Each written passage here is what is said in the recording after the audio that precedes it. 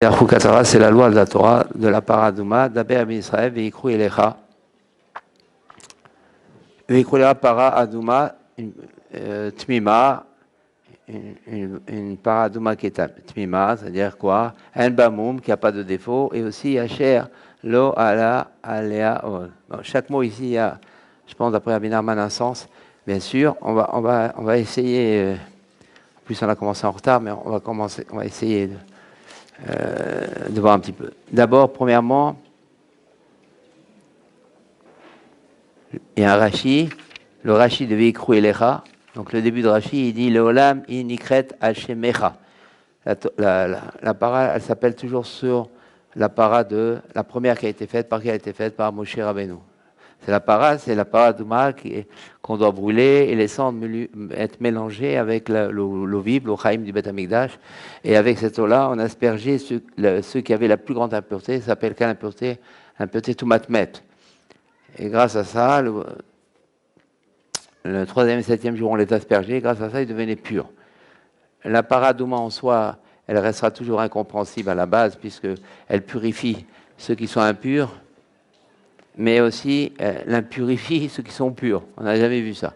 Ça, c'est tout le mystère de la Paradouma. C'est pour ça que, dès le début, on le dit, on n'a pas le droit de critiquer en quoi, d'être méharé, d'avoir une arrière-pensée. C'est un chok. La Paradouma, c'est un chok. C'est comme ça, Dieu il a donné la ségoula de la Paradouma. Mais ce qui est important, c'est que, pour nous de mieux comprendre, par contre, je pense, c'est que la première parole a été faite par qui? Par Moshe Rabbeinu, donc les cendres de la Paradouma. Cela, toutes les parottes qui ont suivi, c'est avec cette cendre-là. Cette Paradouma. Ils ont gardé cette cendre et à chaque fois ils ont fait. Donc c'est pour ça qu'elle s'appelle au nom de Moshe Rabbeinu. En vérité, c'est la parade de Moshe Rabbeinu. Donc maintenant, il faut savoir une chose, tout le monde sait que on va dire le protocole de la Paradouma, le protocole de la vache rousse était spécial, était exceptionnel, était d'une façon, et c'est une exception, parce que normalement un korban, un sacrifice, on l'offre où? Dans le Beth Amikdash. Et la Paradouma, elle était faite où? À l'extérieur du Beth Amikdash. Donc ici, évidemment, qu'il y a une grande question qui se pose, de façon simple pour nous, c'est que normalement, toujours un korban, il a besoin de la shrina, il a besoin de la kedusha du Beth Amikdash, il a besoin des kélim, parce que tous les kélim qui sont dans le Beth Amikdash, il y avait une mesure spéciale, une matière spéciale, une coupe spéciale qui permettait le pardon, qui permettait la purification. Or ici, c'est à l'extérieur. Donc c'est un sacrifice qui est spécial. Et non seulement il est spécial dans la mesure où il n'est pas fait dans le Beth Amikdash, mais surtout c'est qu'il purifie, c'est le seul qui peut purifier quelqu'un qui a été impurifié par le contact avec un mort. Donc ici on se trouve à quelque chose, pour nous à notre niveau on ne va pas rentrer dans les comptes, mais on va essayer dans un roi Breslev, essayer de comprendre un peu ça. Donc on voit, et maintenant qu'est-ce qu'elle fait la para? La para elle purifie. Alors, on va essayer dans un langage un peu brassav, essayer maintenant d'employer d'autres termes. Chez Rabbi Nachman, quand on parle de purification, on parle d'amtaka. Une amtaka, c'est une purification. Dans quel sens? Parce qu'une autre question se pose, on va encore, donc une autre question. Comment le fait qu'on brûle une para, on mélange les cendres, et que celui qui le sacrificateur, bon, c'était le Sgan du Kohen Gadol, mais que Moshe Rabbeinu donc présidait à cette cérémonie, en quoi ça pouvait purifier? Le korban n'est pas dans le Beth Amikdash, c'est pas fait par le Kohen Gadol d'une manière générale, toutes des choses qui sont pas compréhensibles. Et la para, elle s'appelle au nom de Moshe, ça veut dire en vérité, Moshe c'est le tzaddik. Donc ici, apparemment, le tzaddik, il intervient dans Paradouma. Comment il intervient? En quoi il intervient? Il n'y a pas un vrai sacrifice, il n'y a pas le Beth Amikdash. Normalement, le tzaddik, en quoi le tzaddik ici peut intervenir dans le Paradouma? C'est important de comprendre ça parce que je pense ça va suivre à des conséquences importantes actuelles. Bien que la Paradouma nous dépasse, mais nous, on doit voir les allusions, comme toujours, et essayer de comprendre. Par quel biais Moshe Rabbeinu faisait que la para purifiée.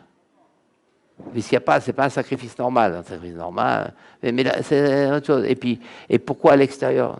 En quoi ici, comment le tzaddik pouvait intervenir, puisqu'on l'appelle la para au nom de Moshe Rabbeinu?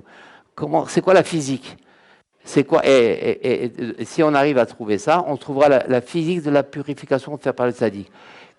Comme par exemple, pourquoi on va étudier dans un Beth Midrash au nom du Sadiq? Pourquoi on va dans une yeshiva normale? Pourquoi il faut aller dans un Beth Midrash? On étudie la Gemara, tout ça. Pourquoi?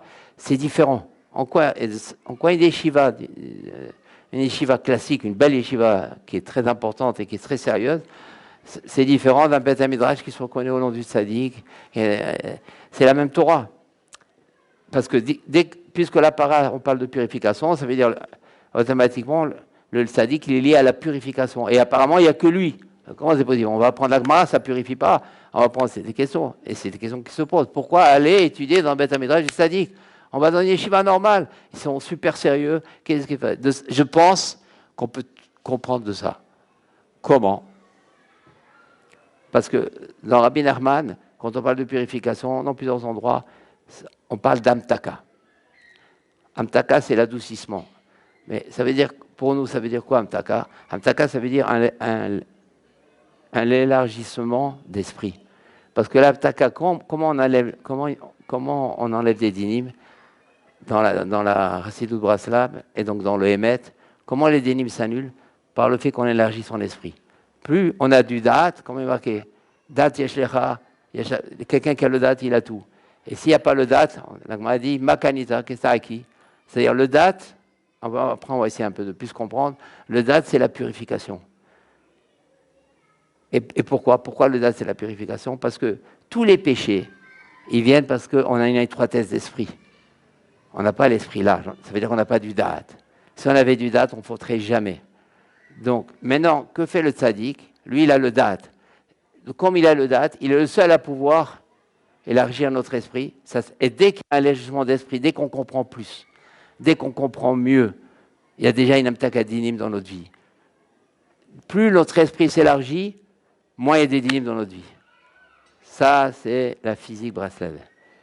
Plus l'esprit s'élargit, est ouvert, et c'est un réceptacle, il reçoit, il est capable de recevoir, moins il y a de dinim dans notre vie à nous, plus ça s'élargit dans notre vie, plus on voit en grand. Plus tout, c'est en fonction du date. Parce qu'il ne faut pas oublier, tout ça c'est des sirotes. Chorma, binada, ça c'est des sirotes. C'est des sirotes tout ça. Et toutes les manifestations divines, ça veut dire la manière dont Hachem il dirige le monde, c'est en fonction des sirotes. Et le date, c'est tout. Le date, c'est tout. Donc qu'est-ce que faisait Moshe Rabbeinu? Qu'est-ce que fait évidemment Moshe Rabbeinu? Il avait un tel sechel que quand on faisait mélanger la paradouma, on voyait comme ça, on brûlait la vache, on mélangeait les cendres, lui il mettait son sechel dans cette cérémonie. Il fallait un sechel du tzaddik, c'est pour ça que ça ne se fait pas dans le Beth Amikdash. Là, il faut passer par le tzaddik, parce que l'impureté, elle est trop grande. Bien sûr, c'est toujours lié au Beth Amikdash, puisqu'il devait regarder le Beth Amikdash, en fonction du Beth Amikdash. C'est sûr, si on n'est pas lié à Dieu, il n'y a rien. Mais ici, comment il faut comprendre? Ça passe par le tzaddik, qui lui va permettre de relier cette purification à Dieu. C'est-à-dire que s'il n'y avait pas le tzaddik, ce serait une purification, un korban, mais qui ne sera pas vraiment relié à Dieu. Là, il faut que ce soit relié à Dieu. On va essayer plus concrètement de voir les choses. Mais déjà, c'est relié au Beth Amikdash, mais le Beth Amikdash, il ne suffit pas. Il faut un sechel très grand du tzaddik. Donc le tzaddik, il mettait son sechel, Moshe Rabbeinu mettait son sechel, et grâce à ce sechel-là, la Torah Adouma pouvait purifier. C'est-à-dire que le tzaddik, qu'est-ce qu'il est mechadesh? Un certain sechel, une largesse d'esprit, une amtakat adinim. Ça, c'est le tzaddik. Après, on va voir concrètement comment ça se fait dans la vie. Mais déjà ça, c'est pour ça la paradouma, elle s'appelle au nom toujours de qui? De Moshe Rabbeinu. Même si on fait la même vache, ça ne sera jamais la même vache. Pourquoi? Pourquoi il y a le sacrifice? Parce qu'en dehors du protocole, il y a le sechel du tzaddik. Il y a la chorma du tzaddik, il y a le rouar du tzaddik. Et ce rouar du tzaddik, c'est lui qui fait la purification. Sinon, ça n'a aucun sens. La paradouma, effectivement, elle n'aura aucun sens. Elle est tellement... Et d'où on voit que là, c'est plus grand que tout, la paradouma. Que là, on n'a pas utilisé le Beth Amikdash, on a utilisé quoi? Le sechel du tzaddik. C'est qu'elle purifie les impurs et elle purifie les purs. On n'a jamais vu un korban comme ça. Parce que là, c'est le sechel du tzaddik. Le sechel du tzaddik, c'est pour ça, il y a marqué Rashi, tu ne dois rien dire là-dessus, c'est comme ça. C'est-à-dire, dès que ça touche au tzaddik, ça nous dépasse. C'est autre chose. C'est pour ça le tzaddik, ici, c'est le seul endroit dans notre chumash, au niveau des korbanot, où il est vraiment, vraiment concerné. C'est la para de qui? De Moshe Rabbeinu. C'est-à-dire que lui, il fait que sans lui, le protocole n'a plus de valeur. Lui, il fait qu'un protocole a une valeur, c'est lui qui fait, sinon c'est la technique. Lui, il met un sérel. Et ce sérel permet un jugement d'esprit qui va faire que maintenant, quand la paradouma, on va faire les aspersions, c'est la personne, eh bien, elle va élargir son esprit, donc elle va se purifier. La purification, elle passe par une largesse d'esprit, par des mourines de Galoud, par du date. Et tout le tzaddik, il est venu dans ce monde pour nous donner du date. Ata oreta, la date, comme on dit sur mon cher Rabbeinu. Tout le tzaddik, c'est le date. C'est pour ça, c'est évident. Si quelqu'un met la différence entre un Beth Midrash, entre, disons, un endroit du tzaddik, et un Beth Midrash, même un Ponovitch, qui sont des très grands yeshivot, l'écoute, qui sont des extrêmement sérieuses, quand même, ça n'a rien à voir. Pourquoi ? Ça, quand même, rien à voir. Donc, il est conseillé, même un petit Beth Midrash dans un coin de rue, au nom du tzaddik, je conseille avant tout. Pourquoi ? Pourquoi c'est tellement pourquoi Rabbi Nathan a tellement tenu à faire un Beth Midrash ? Et ça n'a pas été facile pour lui. Il y a eu beaucoup d'histoires là-dessus derrière. Pourquoi tellement ? Parce qu'on est dans une yeshiva maintenant. On étudie une Gemara. La personne étudie la Gemara, Rachid, Tosfot, les Rishonim, chacun à sa madriga. Comme ça, il faut dire, c'est une déduction de ce qu'on voit d'ici, ce qu'on est en train de dire. Donc maintenant, la personne étudie maintenant la Gemara, le Chumash, sérieuse. On parle évidemment quand les gens sérieux. Donc elle comprend ce qu'elle comprend et elle reçoit une grande lumière de la Torah qui va automatiquement donner un or dans son âme, qui va réparer son âme parce que tout c'est la Torah. Donc elle gagne, évidemment qu'elle gagne. Plus d'heures qu'elle étudie, évidemment, c'est que du bon. Elle a la lumière de la Torah, elle étudie sérieusement, elle fait les Esmada, elle fait les Chavutot, Achanot, Chazarot, Iyun, Pilpul, elle a tout. Alors c'est comme ça, qu'est-ce qu'on gagne avec le tzaddik ? Il y a tout déjà. Maintenant, on est dans notre Beth Midrash. On boulevard de la Villette, il y a un Beth Midrash. Là-bas maintenant, et là-bas, on étudie la Gemara. On ne parle pas d'écouter Moran maintenant. On va rester le plus objectif possible. On est dans une si on fait une comparaison, il faut comparer les mêmes éléments. Donc on est dans une Gemara. Quelle différence ? Qu'est-ce que ça fait ? Même si on a des livres, écoutez Moran derrière la Bible, on fait la Gemara maintenant. Quelle différence ? Pourquoi ça n'a rien à voir à ce point-là ? Pourquoi ça n'a rien à voir ? Parce que le fait qu'on est chez le tzaddik. Donc, même si on ne fait pas l'écouter Moran maintenant, on fait la Gemara Kiddushin. Mais la Gemara, la personne, elle est quand même reliée à qui ? Au tzaddik. Donc elle essaie de faire ses conseils. Elle a son roi, un peu le roi du tzaddik. Elle parle de lui. La maison, c'est le tzaddik. C'est lui. Sinon, presque, il n'y a plus de raison de rien. On sait que c'est lui. C'est lui le Sérès, celui l'intérieur. La personne donc est attachée au tzaddik. Elle l'aime. Elle est reliée au tzaddik. Quand elle va faire la Gemara, on ne parle pas d'écouter Moran, elle va faire la Gemara, elle va avoir une compréhension différente. Pourquoi ? Parce que le tzaddik, il va lui faire une largesse d'esprit. Comme dans la paradouma. La paradouma, c'est la parade de qui ? De Moshe, parce que lui, il ne faisait rien. C'est avec lui. Dès que c'est avec lui, ça ne peut rien avoir. C'est avec lui. C'est avec lui. Le fait que c'est avec lui, tu as un autre esprit, tu as un autre roi, tu as une autre ouverture d'esprit, une largesse d'esprit. Tu auras une meilleure compréhension dans le sens le plus émettre du terme. Même si la personne n'a pas un intellect aussi fort, mais elle va sentir des choses qu'elle ne va pas sentir. Le cœur va parler dedans. Elle a quelque chose. Et ça, qu'est-ce qu'elle va gagner ? Une amtaka, on gagne à 2 niveaux, une amtaka. Là, une largesse d'esprit, on gagne à 2 niveaux. Premièrement, une amtaka, on gagne à 2 niveaux. Premièrement, une largesse d'esprit, donc une compréhension complètement différente. Et deuxièmement, une amtaka de dinim dans sa vie. Une vie complètement différente. Et ça, on le voit de la paradouma. C'est pour ça que la parole vient toujours au nom de Moshe, parce que c'est pas au nom d'un Kohen Gadol. Ici, il ne joue plus le Kohen Gadol. Le Kohen Gadol, lui, il reçoit du tzaddik. Tout le Beth Amidrash, il reçoit du tzaddik. Tout, c'est le tzaddik. Tout pardon, il passe par lui. Tout cas par lui. Donc, on peut voir d'ici déjà, c'est pour ça. Bon, on appelle. Bon, en tous les cas, déjà comprendre que la paradouma, c'est le tzaddik. Et de là, on voit l'importance d'un Beth Amidrash au nom du tzaddik. On n'a aucune notion de combien Rabbi Nathan il ramène. Et donc, quand on dit, par exemple, la Shrina, elle est dans l'arba mode de la halacha. C'est-à-dire, parce que la Shrina, elle est en galoute, elle est en exil. Il n'y a plus le Beth Amidrash. Mais elle se met quelque part quand même. Elle a toujours un endroit. Elle va où ? Là, on étudie la halacha. De là, on voit, même quand on étudie la halacha maintenant, si on est dans une yeshiva, ou on est dans un Beth Amidrash, le nom du tzaddik. Ça n'a plus rien à voir. On va avoir une ouverture d'esprit dans l'halakha. On saura comment faire le ratso vachov. On saura comment là, on vient comme ça, plus à droite, là, plus à gauche. On n'aura pas comme ça, le droit. On aura une largesse d'esprit. Il y aura de la bonté qui sortira de cette halakha. Une bonté qu'il n'y aura pas ailleurs. Parce qu'on aura une largesse d'esprit que va nous donner le tzaddik. Pourquoi? Parce que le tzaddik, il voit, tiens, il a fait un bête midrash en mon nom. Tiens, il s'attache à moi. Tiens, il a mon roi. Et comme il veut avoir mon roi, il étudie. Il marche avec ma Torah. Il marche avec ma Torah. Je suis là. Et la différence, elle est énorme. Pourquoi?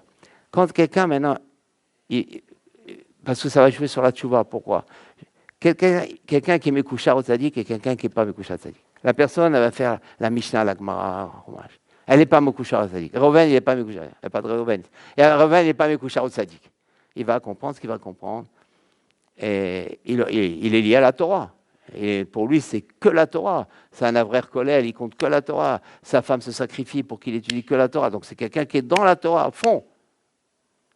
Maintenant, on a Shimon. Lui, il est aussi il est avrère collèle. Ah bien, quelle différence? D'après ce qu'on voit ici, la différence, c'est que Reuven, lui, il est lié à la Torah. Shimon, il est lié à Dieu. Quand il va étudier, parce que la Torah et Dieu, c'est différent quand même, bien que c'est une seule chose, mais ça veut dire quoi, c'est différent?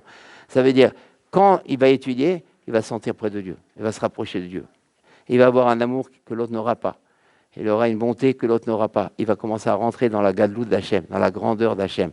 Parce que le tzaddik, en vérité, si on nous pose, qu'est-ce qui ramène le tzaddik? Si maintenant on parle, parce qu'il faut savoir répondre. Si quelqu'un nous dit maintenant, bon, en gros, qu'est-ce qui amène le tzaddik? En gros, dis-moi vite, en quelques mots, qu'est-ce que le tzaddik? Eh ben, le tzaddik, il te fait comprendre, comme ça il faut répondre, je pense. Le tzaddik, il te fait comprendre la grandeur de Dieu. Dans les yeshivas, on ne parle pas de la grandeur de Dieu. On ne sait pas, grandeur de Dieu, on ne sait pas ce que ça veut dire. Grandeur de Dieu. Il n'y a jamais, moi j'ai fait quand même pas mal de yeshivas, jamais une expression comme ça. La grandeur de Dieu. Gemara, t'es croyant. Y a pas, non, parce que le tzaddik, il nous enseigne la grandeur de Dieu. Ça veut dire sa bonté, comme ça va loin. Et grâce à sa bonté, la personne ne se décourage jamais. Grâce à la bonté, elle se rapproche de Dieu. Elle aussi, elle commence à avoir de l'amour. Il montre la grandeur, la puissance de Dieu. Comment la Ashgara, la grandeur de Dieu, parce que qui parle d'Ashgara le plus? C'est des Breslev. On ne parle pas d'Ashgara dans les... Il n'y a pas d'Ashgara, il n'y a pas d'Ashgara. Alors il dit non, on ne croit pas à ça. Mais quel Ashgara? Et quand Rabbi Nachman il a parlé des doutes, il a dit quoi? Tu crois que Dieu il va te répondre? On est tombé dans une hérésie la plus grande. Quoi? Dieu, il n'a pas la puissance, le pouvoir et la connaissance de me guider selon ma prière, de m'amener là où il faut m'amener. On a vu l'autre fois que le fait rien que ce qu'on a vu l'autre fois, que le tzaddik, lui, il permet que la personne, si la personne, elle se force à faire les choses qui sont difficiles pour elle dans la sainteté, d'un coup, il va avoir envie d'aller prier Béminian. Comment ça se passe? Le tzaddik, il fait, par exemple, il fait ce qu'il veut. De là, on voit l'hérésie. Pourquoi? Parce que la personne étudie la Torah, elle est liée à la Torah. Alors il dit, moi je suis dans la Torah, oui, mais ça ne suffit pas d'être dans la Torah. Il faut être relié à Dieu. Et ça, toute la différence du tzaddik. Et ça, ce qui ramène. Et quand on est relié à Dieu, alors déjà on a plus de crainte de Dieu, on faute moins, on est moins piégé, parce qu'il y a du date. Yosef HaTzadik, c'est l'exemple de celui qui est relié à Dieu. Et quand la femme de Poutifar voulait le faire fauter, et elle a dit, mais comment je peux faire ça? Comment je peux faire ça à Hachem? Comment je peux faire une chose pareille? Le date qu'il avait dans une situation, normalement, il n'y a plus de date, il n'y a plus rien. Mais il avait un tel mandat, il dit, mais on ne peut pas faire ça. C'est la largesse d'esprit énorme, puisque là où normalement on trébuchera déjà, comment je peux faire ça à Hachem? Nous, on devrait avoir ça. À chaque fois qu'il y aura des gens, mais comment je peux faire ça à Hachem? Mais ça, c'est du date. Ça, c'est une largesse d'esprit énorme. Quand la personne dit, mais comment je peux faire? Je ne peux pas faire ça. Mais ça, c'est du grand niveau. Normalement, dans ces gens de situation, quelle date? Il n'y a plus de date, il n'y a plus rien. La personne, elle perd sa tête. Et l'olam haba. Donc, c'est pour ça qu'il faut... et plus on s'attache au tzaddik, le tzaddik, il est venu nous amener la grandeur de Dieu. Et la grandeur de Dieu, donc la largesse d'esprit, elle grandit, donc on faute moins. Donc, en nous amenant la grandeur de Dieu, la largesse d'esprit existe, et donc on faute moins. c'est à peu près la physique du tzaddik. Et plus on rentre donc comme ça, on peut comprendre ce verset et que la paradouma, elle s'appelle au nom du tzaddik. Bon, il y aurait beaucoup à dire comme d'habitude, mais après, on va un peu plus loin. Et on va voir le pasouk. Faut que je le trouve. On va le pasouk Yud Dalet. Donc on est dans Yutet, Yud Dalet. Marqué Zot Torah, Adam, Kiamoud Beoel. Kol Abba El Aoel, et Kol Asher Baoel, Itma Shivat Yamim. Donc on parlait justement de Toumatmet, que tout la paradoma c'est Toumatmet. Maintenant on a un exemple de Toumatmet. C'est quelqu'un maintenant qui rentre dans un endroit fermé, plafonné, où il y a un iftar. Donc la Touma rentre en lui et donc il est à Mémet, il faut se purifier pendant 7 jours et utiliser la para à Douma. Donc on a oublié de faire, pour ce qu'on vient de dire, on a oublié de faire un rapport. Alors là peut-être on va utiliser un l'écoute Moran, mais déjà avant, c'est un peu le problème de ça. Donc on a un peu expliqué un peu qu'est-ce qu'amène le tzaddik, en quoi un Beth Midrash le nom du tzaddik c'est différent, et parce que c'est lui la para Douma. En réalité c'est lui la para Douma. Et donc, on te dit c'est lui la paradouma, c'est-à-dire il n'y a pas de médicament. Elle a son médicament, elle a sa ségoula qu'en passant par le tzaddik. Donc, la paradouma, elle continue aujourd'hui. Quand même marqué le nom de Moshe, ça veut dire tout le temps, au nom du tzaddik. Donc, il y a toujours cette paradouma. La paradouma, c'est quoi? C'est le date du tzaddik, qu'on a dans le Beth Midrash du tzaddik. C'est là-dessus que... maintenant, il y a marqué... Donc, Zot Torah Adam qui amoud Beoel.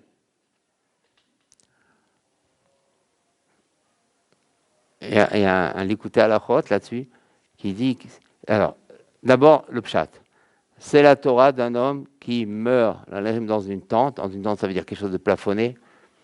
Tout celui qui rentre dans cet endroit plafonné, eh ben voilà, il est impur pendant 7 jours. Ça, c'est le din. On a besoin d'utiliser la para Douma, qui s'appelle Toumatmet. Maintenant, Rabbi Nathan, comment il étudie? Zot Torah Adam qui amoud Baoel, parce que avant même d'aller chez Rabbi Nathan, il y a encore, je pense, une introduction à faire. Alors, il y a marqué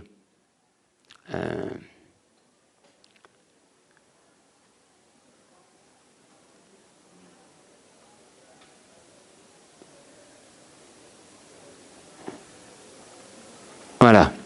Adam Kiamoud Bawel, un homme quand il meurt dans la tente. Donc on a expliqué, il est mort, et celui qui rentre, il devient impur pendant 7 jours. Maintenant, Resh Lakish, dans la Gemara, Resh Lakish, la Chavuta de Rabbi Yochanan, Resh Lakish, comment il étudie? Bien sûr, il va faire, pas comme nous, il va faire maintenant un drage de ça. Parce qu'il y a marqué un homme qui mourra dans, il a qu'à dire un homme mort. Un homme qui est mort, pourquoi tout ce pile-poule dans le fromage? Un homme qui est mort, pourquoi un homme qui mourra dans la tente? Évidemment, Resh Lakish, il ne laisse pas passer ça. Nous, on l'aurait laissé passer. Mais pas Resh Lakish. Adam qui amoud Beoel. Comment il dit Resh Lakish? Amar Resh Lakish. Minaïn. Shien divrei Torah mitkamim ela bemish memit asmo alea. D'où savons-nous que la Torah ne peut tenir, rester, résider chez quelqu'un que s'il se tue pour elle? Chez Nehemar, parce qu'il est dit Zot à Torah Adam qui amoud Baoel. Voici la Torah de l'homme qui mourra dans le temps. Donc en vérité, comment il explique? Il explique quand il y a marqué Zot à Torah Adam qui amoud Baoel. Il dit justement, il explique comment une personne peut, la Torah, elle peut tenir que chez quelqu'un qui se tue pour la Torah.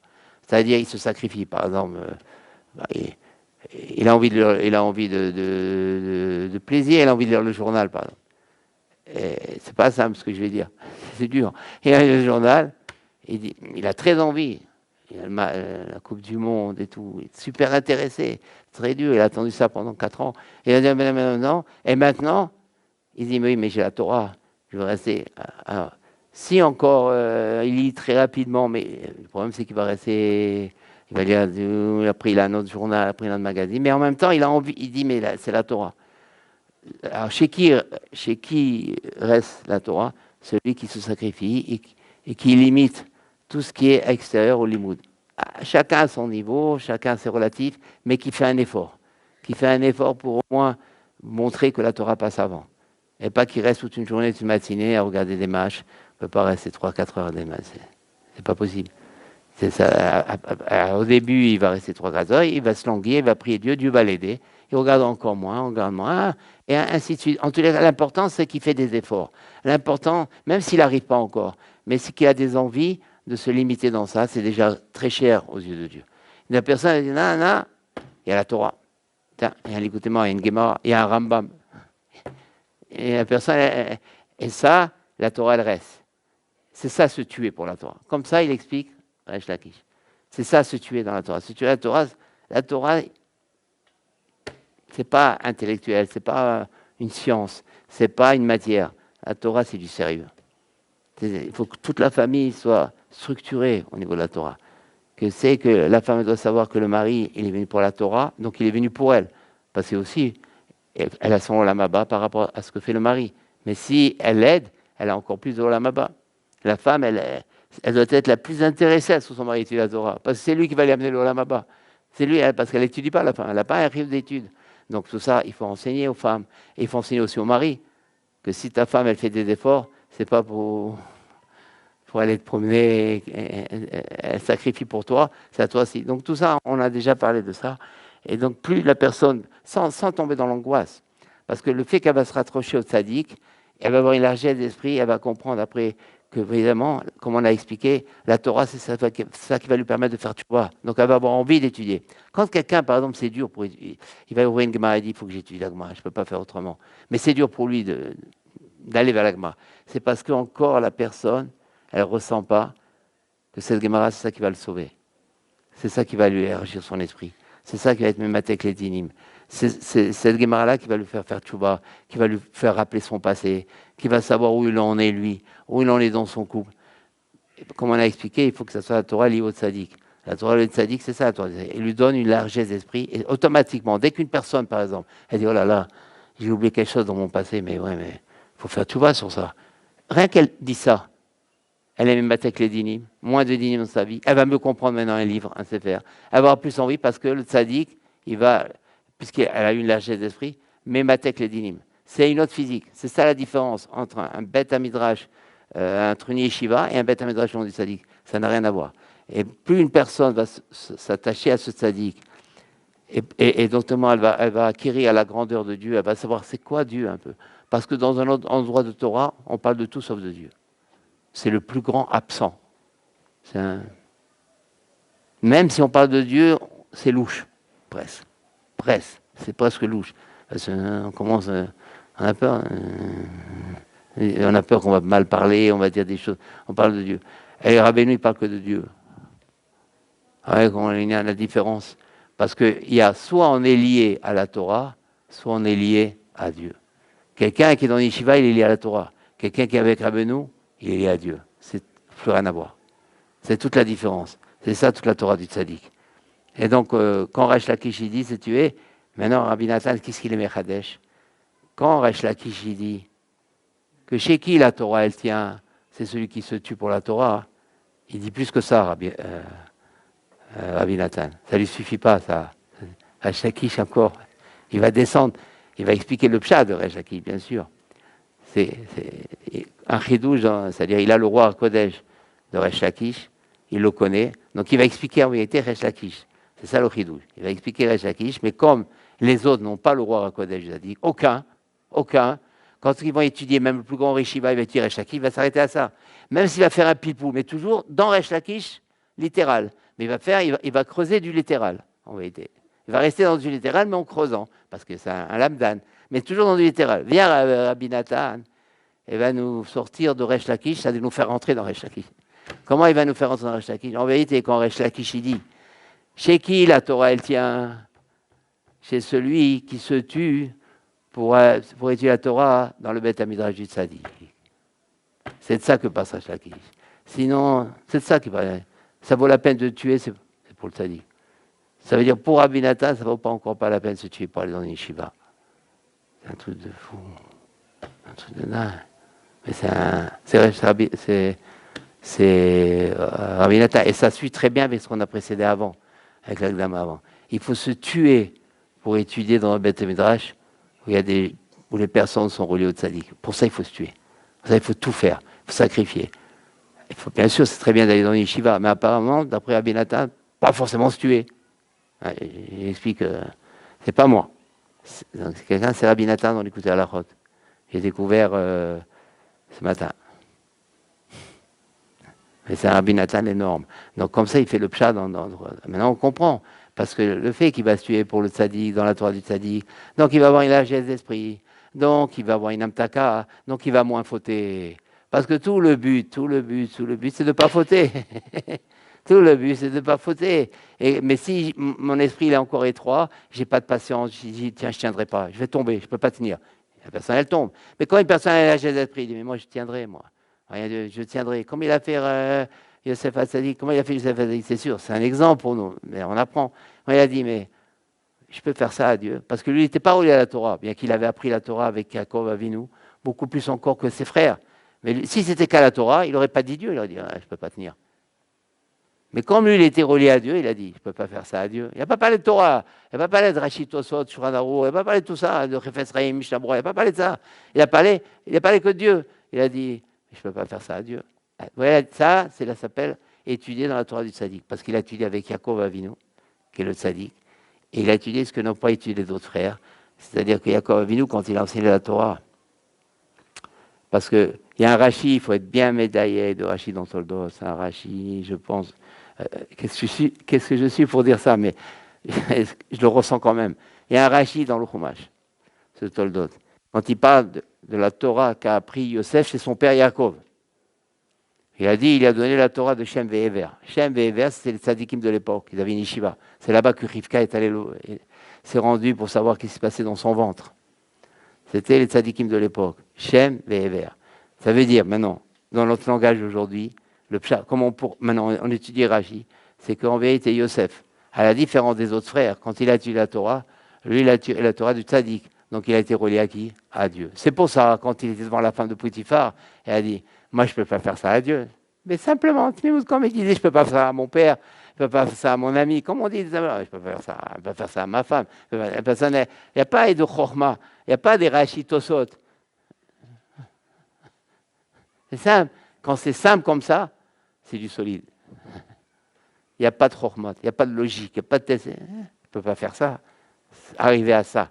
Et ça, on arrive à ça par la Torah du tzaddik. Et c'est ça la paradouma. Ça, c'est le tzaddik qui peut donner cette largesse d'esprit qu'on peut avoir nulle part. Parce que qui a le plus grand largesse d'esprit? C'est le tzaddik. Ataor et aladat, comme on dit. C'est lui qui a le dat. Le dat, c'est la largesse d'esprit.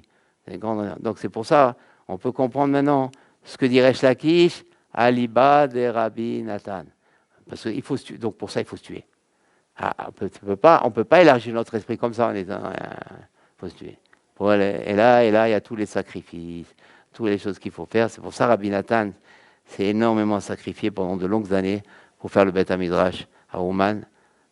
Il a eu toutes les difficultés du monde. Rabbi Nathan a beaucoup souffert. Il a dit, le plus que j'ai souffert, c'est des Braslav. Parce qu'il avait le roi Kodesh de Rabbeinu. Donc il savait ce que Rabbeinu voulait, évidemment.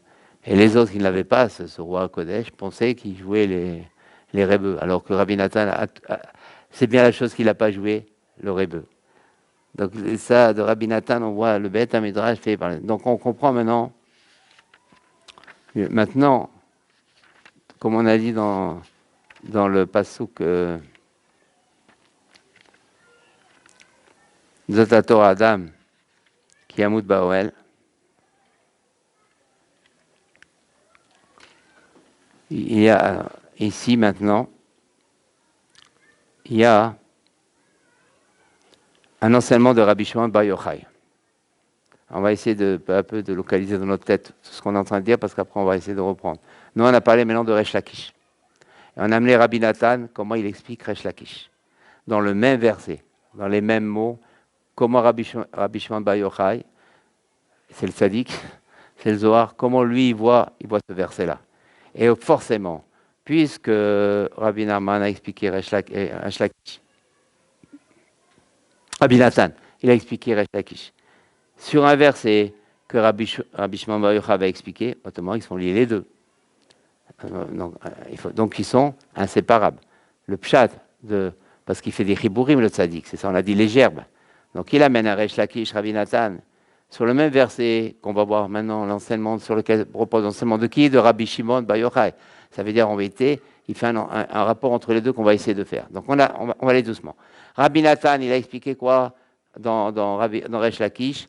Il faut se tuer pour étudier dans le Beth Amidrash du Tzaddik. C'est là qu'il faut se tuer, pas ailleurs. C'est là-bas qu'il faut aller, sinon on se trompe. Ça ne veut pas dire maintenant quelqu'un qui va dans une yeshiva, et c'est grave, bon Hachem qui est à l'éveil, mais qu'après, tôt ou tard, il retourne après chez les Tzaddik. Parce que c'est là-bas que, normalement, il faudrait que des Beth Amidrash du Tzaddik. Et comme ça sera plus tard. Ce ne sera plus un chidouche d'aller chez le Tzaddik. Ça sera un mauvais chidouche de ne pas y aller. Ce serait évident qu'on va aller que chez lui. Mais c'est évident. Parce que si les gens savaient la grandeur de Rabbi Nachman, c'est une question qu'ils ne savent pas. Les grands rabbinim, s'ils savaient, mais bien sûr qu'ils viendraient. Et ils sont sincères. Mais seulement, ils n'ont pas eu le mérite que nous, on a eu d'avoir rencontré Rabbi Nachman, quelque part. C'est un mérite, on doit remercier Hachem de ça. Et donc maintenant, comment le lien Rabbi Shimon... D'abord, on va étudier Rabbi Shimon Bar Yochai. Et après, le lien. Qu'est-ce qu'il dit Rabbi Shimon Bar Yochai sur le même verset où Rabbi Nathan a expliqué Resh Lakish? Qu'est-ce qu'il dit? Tanya, donc une braïta. C'est qui? C'est un Tana. Rabbi Shimon Bar Yochai dit Tanya.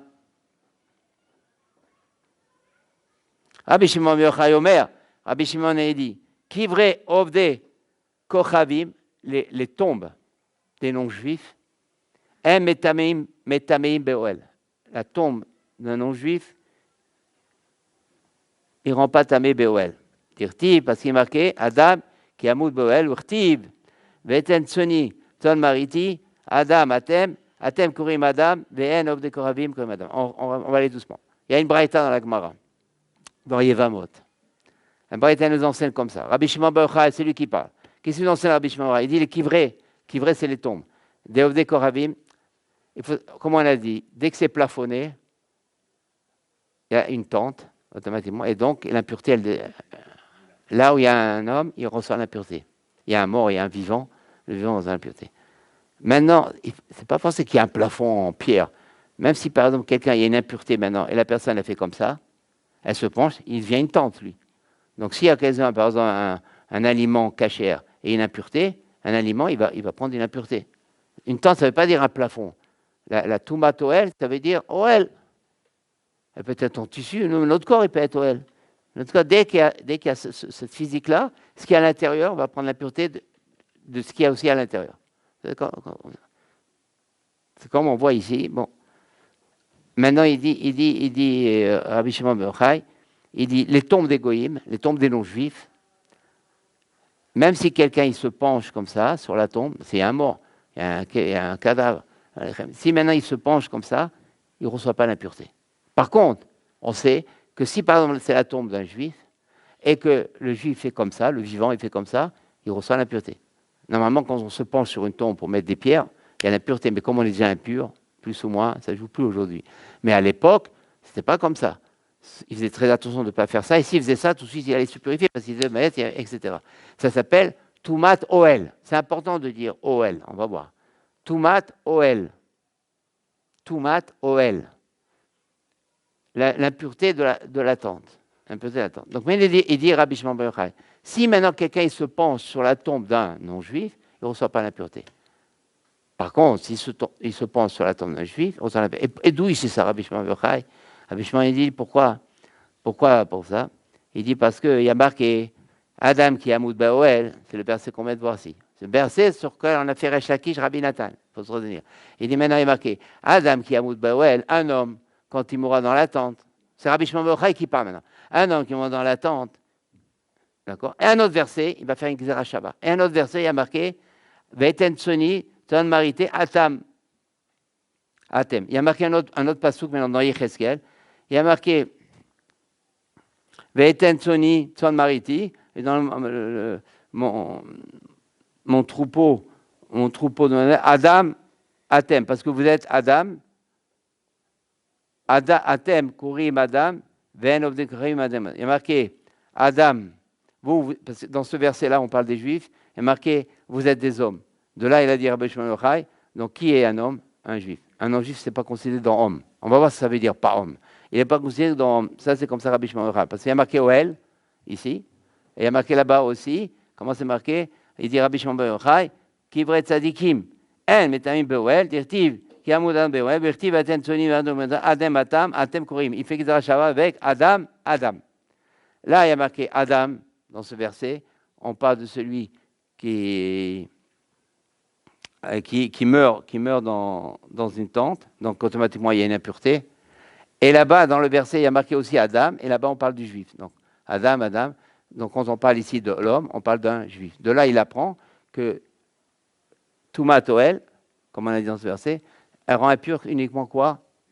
Si le niftar, c'est un juif. Ça, c'est comme ça. Comme ça. Donc maintenant c'est sûr que si on touche la tombe d'un non-juif, peut-être on sera impur. Il y a Maga, il y a Massa, il y a beaucoup d'impuretés, de physique d'impureté. Là, on parle maintenant de Toumat Oel, pas Maga. Maga, ça veut dire on touche.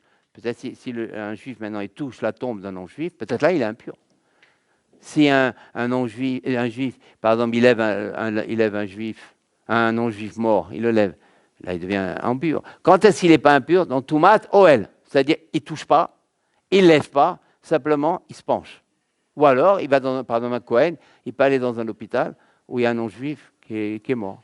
Il n'y a aucun problème. Parce qu'il ne rend pas impur. Parce que s'il ne touche pas le non-juif, il va, parce qu'il n'y a pas de Toumatoël pour un non-juif.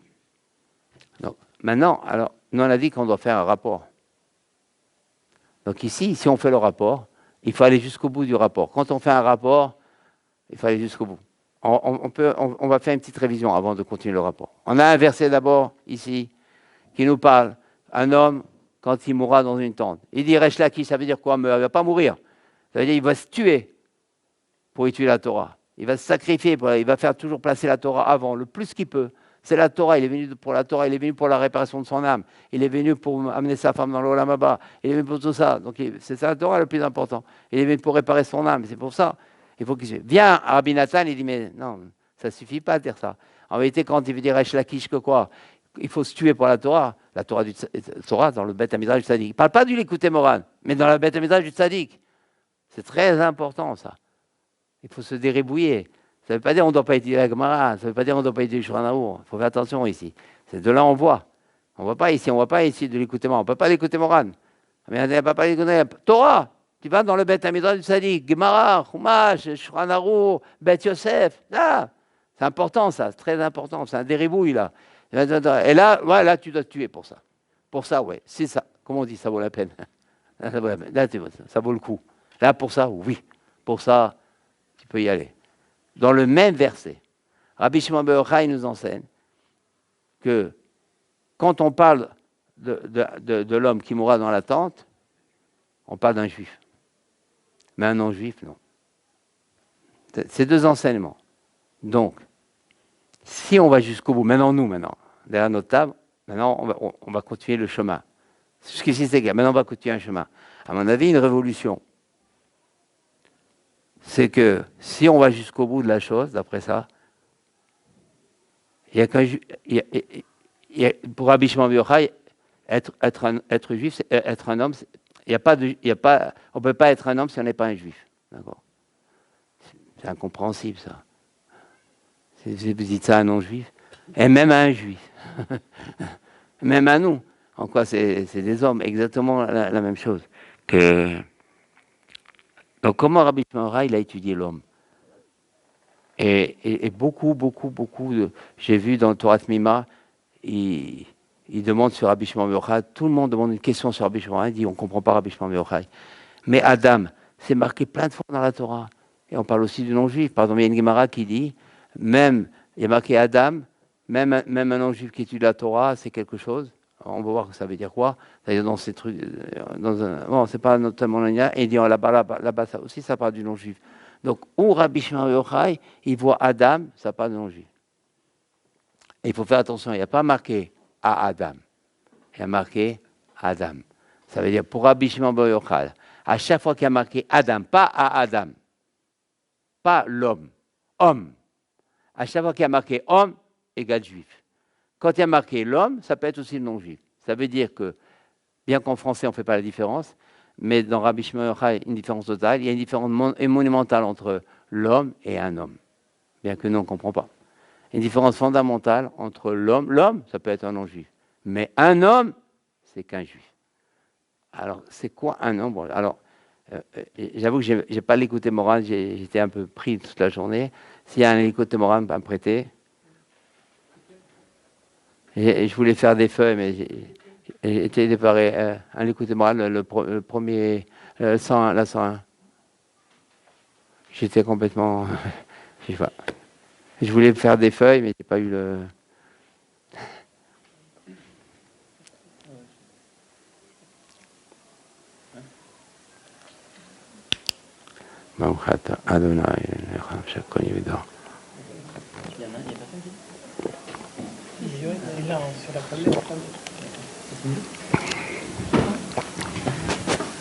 Alors bon, problème... Voilà. Ouais. Ça continue après. Ouais, ouais, d'accord, j'ai compris. Alors, il y a... Ouais. Vous avez personne à vous avez pas vous avez l'écoute morale? On va essayer de faire ce qu'on peut. La Torah 101 dans l'écoute morale. C'est marqué. Bekerov alay, merim, le'echol besari, sarayveli, ema kashuven afalou. Bekerov alay, près de moi, il y a des méchants. Merim, près de moi, il y a des gens qui veulent me faire du mal. C'est David Ameller. Lui, il peut le dire. Il y a des gens près de moi qui veulent me faire du mal. Il y en a d'autres aussi qui peuvent le dire. Les héros, les Bessari, pour manger ma chair. C'est dur, hein? Les ennemis qu'il avait, David Ameller. Pour manger ma chair. Il y a des gens méchants, ils sont près de moi, ils veulent manger ma chair. Sarah et Veoibeli, mes ennemis, Emma, Kachlou, ils tomberont et ils tomberont. C'est ce qui s'est passé avec David Ameller. Ils sont tous tombés. Alors, on commence un peu les côtés Moran. On va essayer. Aïnia Noukar. Quand il dit Aïnia Noukar, encore des choses, je pense, des règles qu'il faut connaître. Quand Rabbi Nachman dit Aïnia Noukar, Aïnia, je ne saurais même pas le traduire. Le sujet, le thème, je ne sais même pas traduire ce mot. C'est un mot qui est très difficile à traduire. Ceux qui ont écouté moi en français, peut-être ils l'ont traduit. Aïnian en hébreu, ça veut dire le sujet, le thème. Le mot, il est difficile à traduire en français. Je ne sais pas s'il existe même. Aïnian Noukar, quand Rabbi Nachman dit Aïnian Noukar, ça veut dire qu'il y a une question et il répond tout de suite. Donc, apparemment, il y a une inyan. C'est-à-dire, le inyan de ce verset, et il y a une question qui, parce qu'on va voir, il y a marqué Ki Bea Hashem Tsur Olamit. Le inyan de ce verset-là, c'est parce qu'il y a marqué Ki on va essayer de suivre là, c'est un peu Ki Beyutke Hashem, le rocher du monde. Alors, normalement, il devrait marquer car Hachem a créé le monde. Car Hachem, Yudke, il devrait marquer comme ça. Yudke, c'est Hachem. Mais il n'y a pas marqué Yudke, il n'y a pas marqué car Yudke a créé le monde. Il y a marqué car B Yudke a créé le monde. C'est quoi ce B? Car dans Dieu a créé le monde. Non, j'allais dire, c'est pas français, c'est pas hébreu. On devrait dire car, il devrait marquer qui, Yudke, car Dieu a créé le monde. Il n'est pas marqué car Dieu a créé le monde. Il est marqué car en Dieu a créé. Le bête, c'est dans. Qu'est-ce qu'il vient faire le bête? Alors, il dit non. Il dit Aïnou, il dit Rabbeinu, Bereshit bara. C'est comme au début de Bereshit dans la Torah, il est marqué Bereshit bara Elohim Hashem Zares. Comment c'est marqué Bereshit? Bereshit bara, Rashi, dans le Chumash, il dit Bereshit, il y a le bête là-bas aussi. Il dit avec Réchit, Dieu a créé le monde. Réchit, c'est Réchit d'Orki. Comme ça, il dit Réchit dans le Chumash. Et Réchit, c'est qui? C'est la Torah. Ça veut dire avec la Torah, il a créé le monde. Donc, quand il y a marqué ici maintenant, car avec Yudke, B Yudke, ça veut dire avec Yudke, il a créé le monde. Donc, ce n'est pas marqué Yudke a créé le monde, c'est marqué avec Yudke. On va voir, déjà. Donc, encore une fois, le verset dans Yeshaya, il veut dire car avec Yudke, Dieu a créé le monde. Donc, ce n'est pas Yudke a créé le monde, c'est car avec Yudke, Dieu a créé le monde. Comme on dit par exemple dans le Chumash de Bereshit, qui Bereshit bar Elohim, Bereshit, B, il y a le bet, car avec Réchit c'est quoi? C'est la Torah, marqué Réchit Darki, car avec Réchit, Dieu il a créé le monde. Donc avec la Torah. Et il dit d'ailleurs, Rabbi Nachman, Aïnou Bereshit bara, qui bat Torah, Nikret, Nikret Réchit bara Olamim. Avec la Torah, il a créé les mondes. Ça veut dire que Dieu il a créé la Torah avec les mondes, ça veut dire il a regardé la Torah. Comme a marqué, Mistakel la Torah, bara Alma. Marqué, il a regardé la Torah et il a créé le monde. Ça veut dire quoi? Il a dit, je vais créer des vaches. On parle en raison des vaches. Il a créé des vaches parce que des vaches, il va avoir la peau. Avec ça, on va faire les tchilines. Le lait, il a commencé tous les comme ça. Je vais créer de la laine avec les moutons, avec la laine. On va faire les titites parce que la Torah, elle dit que c'est avec la laine, les titiotes. Donc, tout ce qu'il a, quand Dieu a créé le monde, il a fait que tout le monde soit au service de la réalisation des mitzvot. Et pourquoi? Avec le roi de la Torah, avec tout ce qui est créé dans le monde, c'est pour la Torah, tout. Et pourquoi tellement?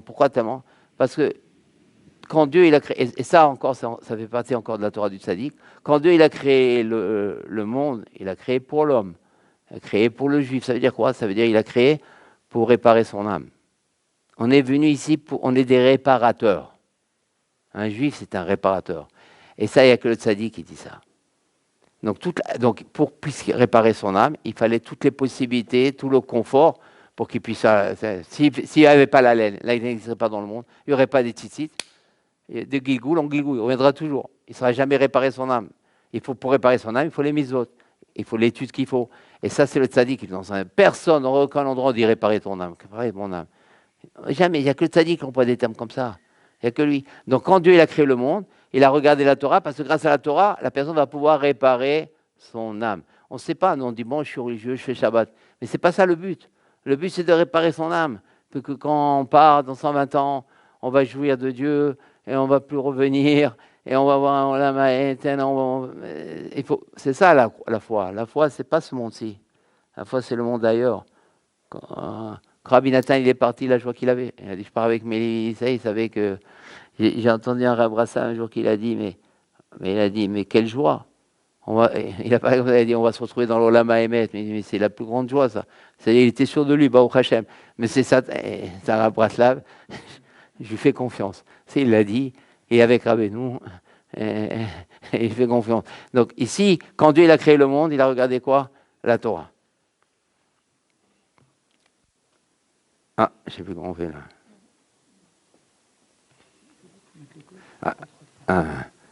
J'ai trop attendu. Qui a Torah Nikret Reshit. Qui Yudke. Alors, on va essayer d'avancer un peu, mais pour arriver au Chumash. Qui Yudke. Alors, qu'est-ce qu'on a dit? Avec Yudke, Dieu a créé le monde. Avec Yudke, Dieu a créé le monde. Qu'est-ce que ça veut dire? Car il dit Rabbi Nachman Yudke ou à Sechesh la Torah. Le Yud, qui Yud. Il y a deux choses, encore une fois. On a dit le monde, Dieu a créé le monde avec Yud et avec He. Maintenant, ça veut dire quoi? Deux éléments. C'est quoi ces deux éléments? Yud, il dit, c'est le Sechel de la Torah. Donc, il y a un Sechel dans la Torah, il y a une Chorma dans la Torah. Ça, c'est Yud. Pourquoi? Ça, c'est un Sechel dans la He, et le He, c'est le Otiot de la Torah. Sheir Hamisha Chumshe Torah. Prinat Hamishem Mossad Pe. Donc, encore une fois, Dieu, il a créé le monde avec la Torah. Ça veut dire quoi? Avec Yudke. Ça veut dire quoi? Yud, le Sechel de la Torah, l'intelligence de la Torah, la Chochma de la Torah. He, ça veut dire quoi? Les lettres. Pourquoi? Parce qu'en vérité, il y a il y a 5 les gutturales, les sifflantes, il y a 5 prononciations. Mossad Pe, qui me dit Rabbeinu. Donc, 5 manières de prononcer un mot. Donc, on a le Yud, qui est le Sechel. On voit Ad Yashir Moshe ou Bene Israël Rachidi. Pourquoi Yashir? Il chante. Qu'est-ce que ça veut dire Yashir? Parce que Moshe Rabbeinu dit tiens, j'ai l'idée de chanter. Donc on voit que le Yud, il représente la pensée. C'est pour ça qu'il dit, Rabbi Nachman ici, quand il y a marqué qu'Hachem, il a créé le monde quoi? Avec Yud. Et avec, ça veut dire Yud avec l'intelligence de quoi? De la Torah. Et qui avec, c'est les Otiot. La Torah, c'est deux choses. La Chochma de la Torah. Et les lettres de la Torah, le tiot de la Torah, le contenu. Il y a d'une part, ce n'est pas des lettres mortes, ce n'est pas une science. Il y a un sechel, c'est un sechel de la Torah. Donc, non, ça recommence. Bon.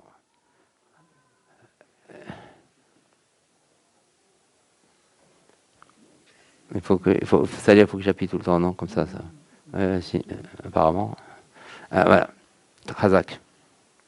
Et donc, c'est pour ça, il y a 5 Chumshe Torah.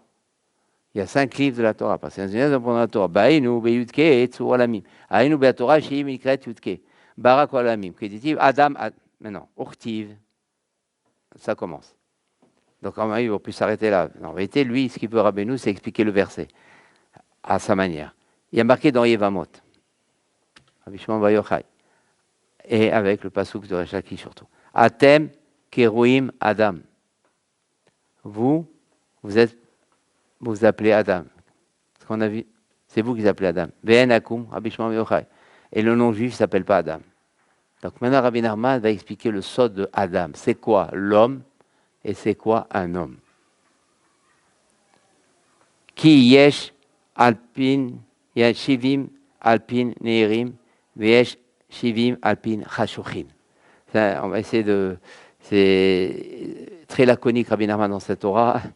Il dit. Alors maintenant, il va démontrer. Il va montrer un nom juif, il s'appelle l'homme. C'est des hommes, bien sûr. Et le juif, c'est un homme. C'est homme. L'homme, c'est l'homme par excellence, c'est le juif. L'homme, c'est des hommes. Il explique. Maintenant, il démontre. Quand il fait un qui, quand il y a un qui, ça veut dire commence la démonstration. Donc maintenant, on va laisser côté. On est comme si on n'a rien. On va commencer. De toute façon, on n'a rien. On va commencer dans la démonstration. Il y a 60 visages éclairants. Et il y a 70 visages éclairants. Et il y a 70 visages sombres.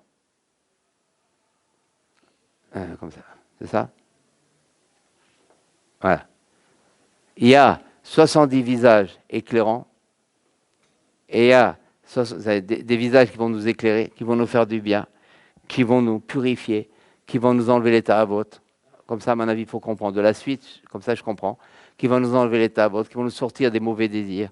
Et il y a 70 visages qui vont nous amener dans l'état à vote, qui vont nous scléroser dans l'état à vote. Donc, ça dépend s'ils sont éclairants ou s'ils sont sombres. Ki yesh nekochot. Parce qu'il y a 2 forces. C'est-à-dire dans le monde et chez l'homme, il y a toujours 2 forces qui se contredisent. Toujours 2. C'est une dualité. Aussi bien dans le Olam, aussi bien que chez l'homme. Qui est Shnekochot dans la Torah. Que Moshe Darshu Rabboni Dibracha, comme ils ont dit dans Yoma, il y a marqué Zot à Torah Asher Sa Moshe Lifne Israël. Zot à Torah Asher Sa Moshe. Voici la Torah que Moshe a mis. Pourquoi il y a marqué que Moshe a mis, que Moshe a donné?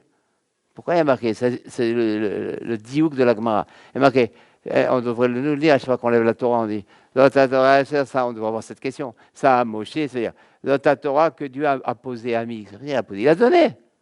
Un Torah, Torah Témet, il a donné.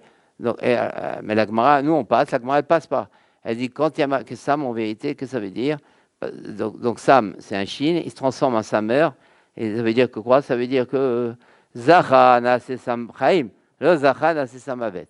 S'il est méritant, celui qui lit la Torah elle devient de la vie. Et s'il n'est pas méritant, et tout ça, s'il est au Ta'avot, quand on lit, tiens, maintenant, dans le roi de Rabbeinu, il faut toujours lire ça au Ta'avot. Ça nous permet de mieux comprendre l'écoute morale. Et s'il ne mérite pas, c'est-à-dire, s'il étudie la Torah, l'Ishma, il n'étudie pas pour la Gava, il n'étudie pas pour se montrer, il n'étudie pas en tant que connaissance, pas en tant qu'encyclopédie, il étudie, comme on a dit, pour faire tchouva, pour avoir du date, et mettre les dinim, pour connaître la grandeur de Dieu. C'est ça son but. Il veut aller là où c'est rentable pour lui. Il veut réparer son âme. Il veut pas perdre son temps. Une vie, c'est très court. Plus court qu'on le croit. Il veut pas perdre de temps. Il veut pas revenir. Ce monde-là est un monde qu'on n'aime pas revenir parce qu'on ne revient pas toujours comme il faut. On ne veut pas revenir. Il veut réparer. Mais c'est sûr, c'est ça l'important, c'est ça. Le plus, c'est réparer son âme, ne pas revenir. Ça doit être notre pas obsession, mais notre cible. Ne pas revenir. Ça, il ne faut pas dépasser ça. Dit personne ne nous l'enseigne, ça. Personne, c'est comme les médicaments qui ne sont pas bons, la nourriture. Personne ne nous enseigne. Il faut qu'il y ait plusieurs morts avant. D'où ça vient, ça? Parce qu'on ne nous enseigne pas à nous aussi. Réparation de notre âme. Nous aussi, on est arnaqués. La plus grande arnaque, c'est ça, qu'on ne parle pas de notre âme. On parle de tout sauf de notre âme. On n'aime pas parler de l'âme. Mais c'est ça qu'il faut parler. C'est tout, on est venu pour ça qu'on est venu, c'est pour l'âme, pour réparer l'âme. Et de ça, on ne parle pas. Comment les forces du mal, comment la galoute, elle est très forte. Donc c'est pour ça. Alors Sam, alors ce qu'il dit, mais s'il les aurait, si la personne elle mérite, ça y est, il va réparer son âme, il va sortir des tabots, il va sortir tout. Mais si elle ne mérite pas, c'est la mort. C'est le médicament de la mort. C'est ça, ça rigole pas avec la Torah. Ça veut dire quoi? Ça veut dire s'il avait 20% d'orgueil, mais il va avoir 30%. Et s'il est très sérieux dans les moods, il va avoir 40%. Et s'il étudie la nuit, il va avoir 70% d'orgueil. Pourquoi? Parce que la Torah, maintenant, ça va être un poison. Elle n'est jamais neutre. À chaque fois qu'on ouvre un texte, un livre, on étudie, on va dans un cours, on prend, tout dépend. Est-ce que je fais l'ishma ou je ne fais pas l'ishma? C'est très sérieux, cette histoire. C'est très sérieux. Et ça va tourner après. Est-ce que, à chaque fois, demander, attends, j'apprends bien pour réparer mon âme, pour me rapprocher de Dieu, pour faire tchouva, pour élargir mon esprit, pas pour me montrer, pas pour l'encyclopédie, pour devenir modeste. C'est vraiment pour casser, pour plus me montrer. C'est ça, c'est les intentions qu'il faut avoir. C'est ça. Et c'est pour ça que Rabbeinu a fait la Torah qu'il a fait, comme on a dit, Torah Pardes, Torah Dresed, c'est dans ce sens-là. Et se fatiguer pour ça. Et à se dire, voilà, par exemple, on est fatigué, on n'a pas tellement envie. On dit, mais non, mais c'est en me fatiguant maintenant, je vais faire tchouva. En me fatiguant, Dieu il va me rappeler quelque chose dans mon passé. C'est énorme de se rappeler. Quand on se rappelle quelque chose dans le passé, c'est une immense bonté divine. Normalement, la mémoire ne va pas jusque-là. On a oublié pendant des années un événement. Pourquoi on se rappellera d'un seul coup?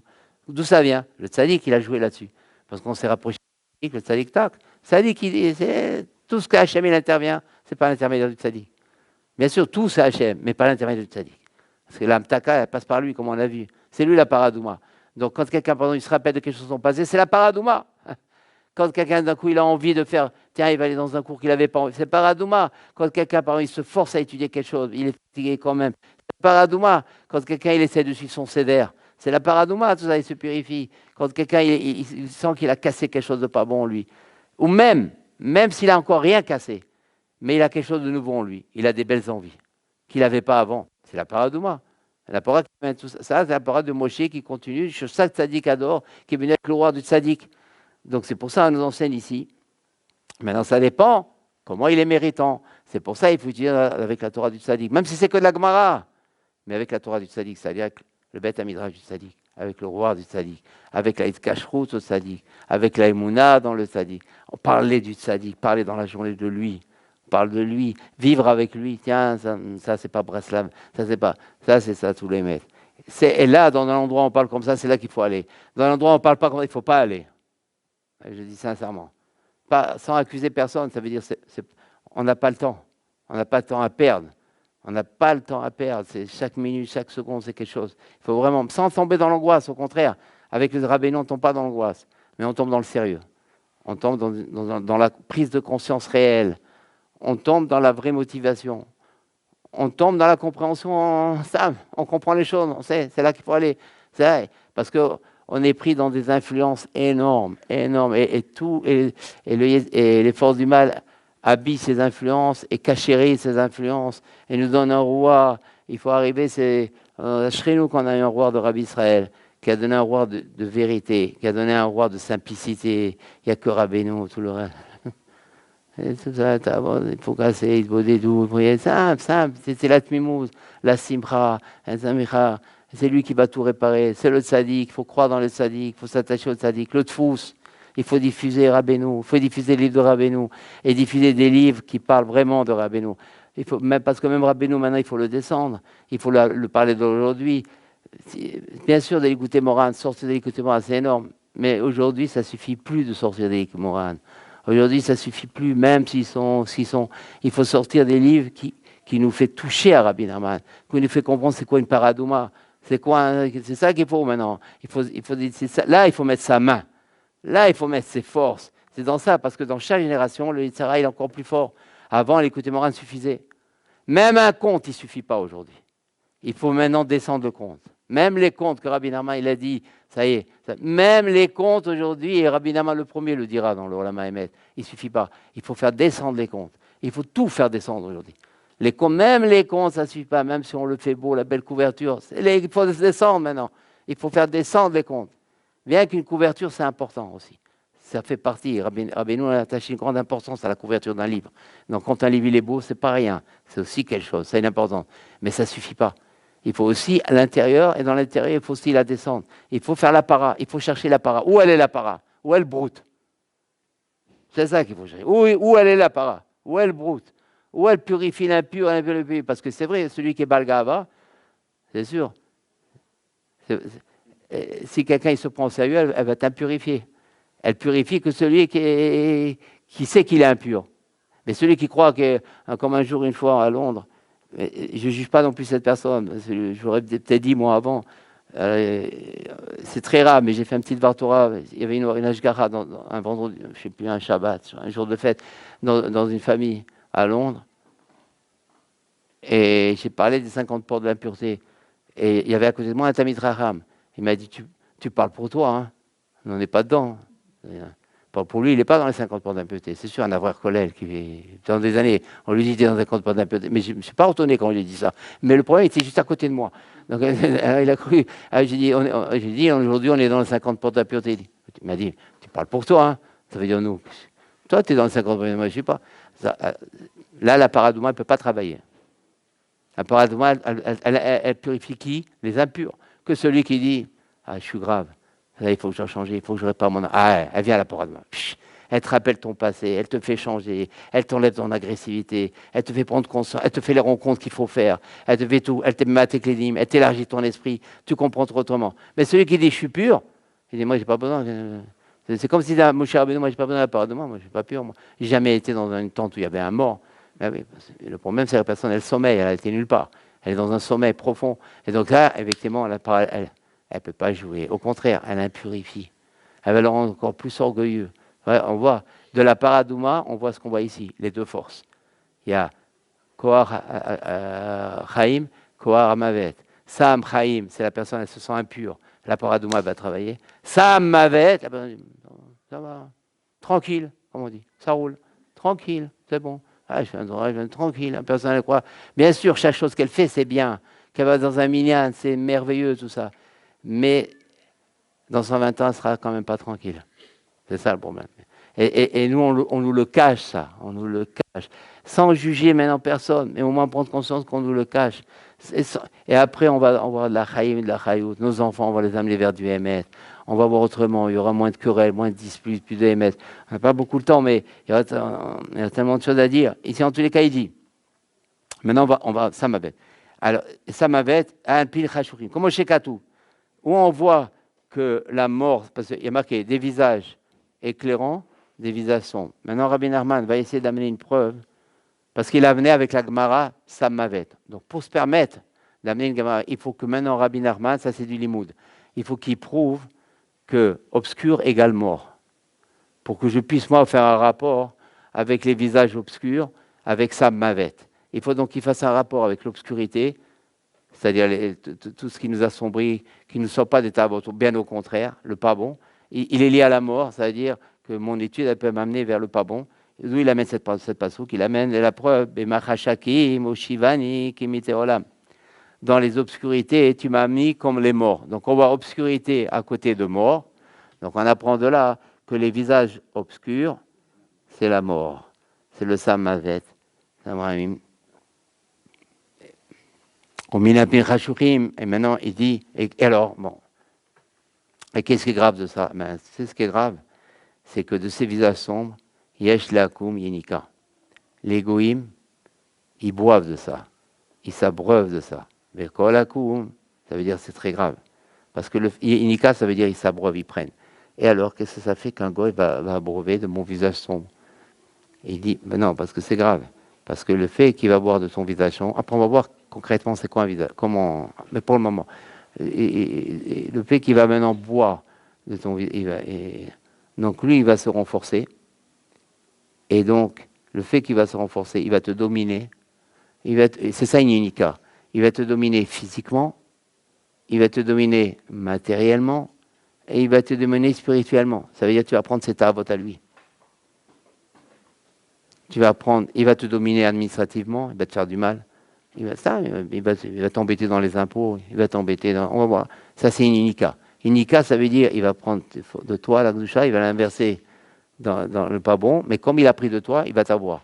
Et au niveau des ta'avot, et au niveau matériel, financier et même physique.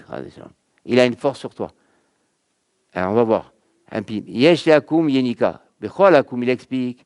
Yesh lahem kol amidot raot. Les goïms, les non-juifs, ils ont toutes les ta'avot. Tout. C'est pour ça qu'il y a 70 nations, puisqu'il y a 70 ta'avot. Rak, kol uma beuma, karour el amida achat, yoter mikol amidot. Seulement, chaque pays, il a une ta'ava par excellence. Chaque pays a 70 ta'avot. L'Angleterre, la France, tout, ils ont les 70 ta'avot. Mais un pays se démarque par une ta'ava spéciale. L'Angleterre, elle a sa ta'ava. La France, c'est le niouf. Elle a sa ta'ava. L'Angleterre, c'est l'hypocrisie. Chacun, il a sa ta'ava. Binaman, il parle un peu de ça. Chacun a sa ta'ava par excellence. Mais ils ont tous ces 70 ta'avot, c'est sûr. Tout, ta'avat maman, tout. Mais ta'avat achila, c'est pas en France qu'on ne va pas dire qu'il n'y a pas ta'avat achila. Il y a tout. Mais chacun, il a sa ta'ava. Maintenant, pourquoi Rabbi Nachman nous enseigne tout ça? Il dit, Vézé, au Fia Mer Paran, et c'est pour ça, quand Hachem, c'est dans Zot HaBracha, quand Hachem, il est allé à Paran, là, il a donné la Torah à Esav, il a donné la Torah à Ishmaël. Ils ont refusé. Comment c'est passé? En gros, Hachem a dit, j'ai la Torah pour vous. Ils ont dit, Ishmaël, on dit, dis-moi d'abord qu'est-ce qui est marqué. Hachem, il a dit, quoi, attends, moi je me déplace, moi je descends dans ce monde, moi je vais vous donner la Torah c'est Samchaïm. La Torah va vous faire acquérir l'Olam Haba et vous me demandez qu'est-ce qui est marqué dedans. Go away. Léo, sortez d'ici. Et à chacun, il a demandé qu'est-ce qui a marqué. Ah non, c'est pas pour moi ça. Quand ils sont arrivés chez Israël, ils n'ont pas posé cette question. Ils n'ont pas demandé qu'est-ce qui est marqué. Hachem, il vient, il t'amène une toile, je dis qu'est-ce qui a marqué. C'est comme, ramène ça. Au Fiam et à Paran. Il a voulu donner à tout le monde en vérité. Comme ça, tout le monde se rapproche de Dieu et tout ça. On n'aurait pas eu tout ce qu'on a eu. Et tout. Ils n'ont pas voulu. Mahmad chez Shamota Mida, parce qu'ils ont entendu qu'il y avait un défaut, une tava, sur laquelle ils sont très pris. Le Français l'a demandé, mais le président de la République a demandé qu'est-ce qu'il y a dedans. Il a dit il ne faut pas faire d'adultère. Tout sauf ça. Voilà, tu ne vas pas dire à la France de ne pas faire d'adultère. Tout ça, ils ont refusé. Ils ont été chez les Ishmaël. Il ne faut pas voler. Autre chose, tout sauf ça. Ils ont été chez chacun ils ont été. Parce qu'ils avaient une tava. Non, si, il avait dit. Les autres tavas, mais comme ils avaient une tava prédominante, celle-là, elle ne pouvait pas passer. Mais les autres tavas, on pouvait s'arranger. Mais sur la tava dominante, on ne pouvait pas s'arranger. Donc, c'est-à-dire, ils ont dit, elle sera Torah.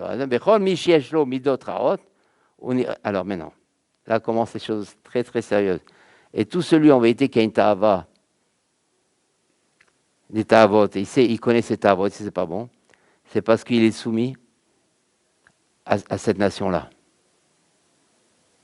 qui ont cette ta'avot par excellence. Donc, le fait que Rabbi Nachman ramène ça, après ce qu'il vient de dire,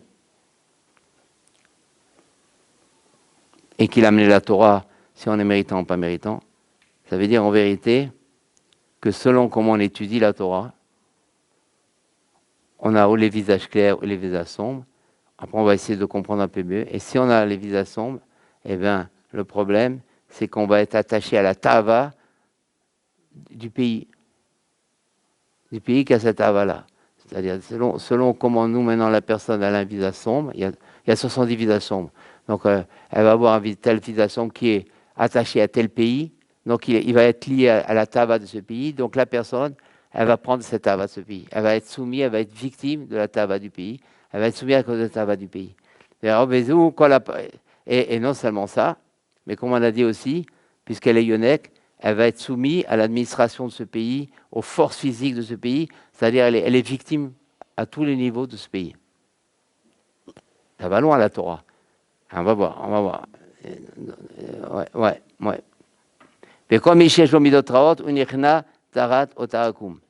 Parce qu'apparemment, les visages clairs et les visages sombres, c'est la Torah.